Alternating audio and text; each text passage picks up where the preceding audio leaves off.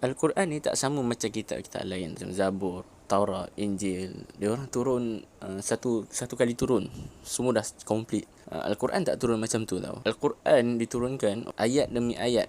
Bukan surah demi surah, tapi ayat demi ayat. Jadi bila Al-Quran itu turun kepada Nabi SAW, Nabi suruh para sahabat untuk catat, untuk tulis wahyu yang sampai. Jadi para sahabat ni ramai yang tulis kan. Sebenarnya Abu Bakar, Umar, Uthman, Ali semua pun menuliskan wahyu ini dan juga menghafalnya. Catatan-catatan sahabat ini pula disalin oleh sahabat-sahabat lain. Ada yang kata sahabat tulis atas batu lah, atas daun. Sebenarnya zaman tu dah ada kertas. Jadi boleh je sahabat tulis atas kertas. Tapi tidak pernah terdetik idea untuk disatukan. Sehingga pada zaman Sayyidina Abu Bakar ada idea untuk menyatukan.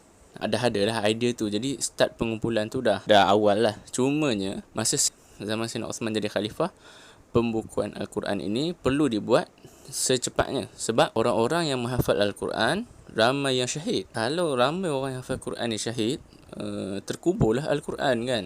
Jadi apa yang Sayyidina Uthman buat? Sayyidina Uthman lantik beberapa orang sahabat mengumpulkan projek mengumpul Al-Quran.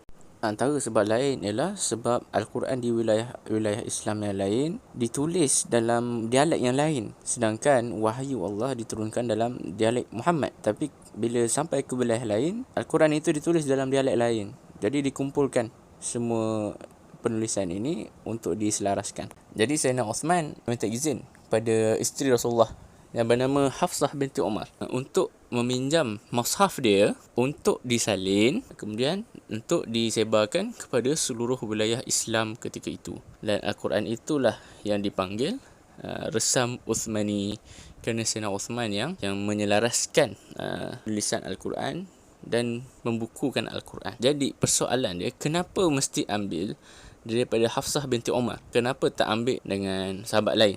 Antara sebabnya adalah, satu sebab sahabat lain tu, kalau maksudnya Abu Bakar Siddiq, Sayyidina Umar kan, sebab mereka dah wafat dah masa tu. Yang kedua sebab sahabat lain ada je mushaf sahabat lain juga masa tu. Tapi mushaf yang ada pada sahabat lain mungkin tidak sempurna, mungkin ada penambahan.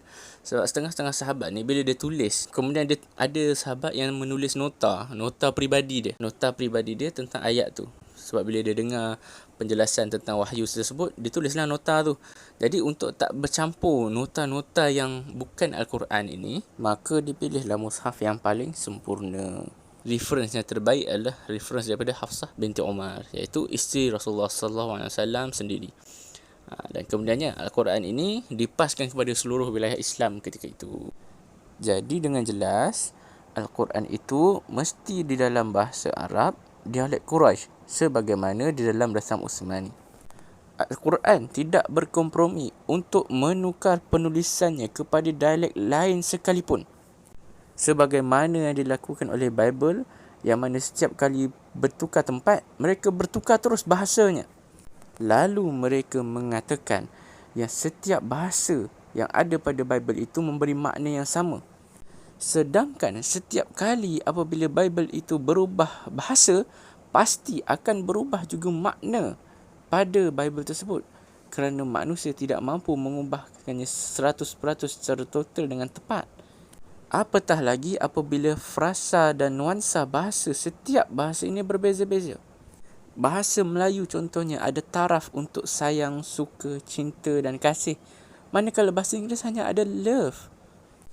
Lalu memberi makna yang tidak tepat di dalam setiap terjemahannya. Tidak cukup dengan itu, Bible mempunyai banyak versi-versi mengikut mazhab mereka. Begitu juga Taurat, yang juga diolah oleh rahib-rahib mereka. Lalu orang bertanya, macam mana Al-Quran itu disusun? Kerana Nabi dapat wahyu ayat by ayat, bukan surah by surah. Dan ayat yang Nabi terima itu tidak mengikut turutan. Kalau hari ini surah sekian, esok belum tentu surah seterusnya, mungkin surah sebelumnya. Jadi macam mana susunan ini dibuat? Susunan ini dibuat oleh Rasulullah sendiri. Apabila ada sahabat yang menulis, Rasulullah kata susun cara sekian dan cara sekian, kerana Allah suruh susun seperti itu. Dengan jelas Al-Quran itu mempunyai susunan tertentu, yang mana susunan ini akan seragam di setiap mushaf. Kerana setiap mazhab mencatatkan dan menuliskan mengikut susunan yang Nabi dah bagi tahu ketika ia dicatat.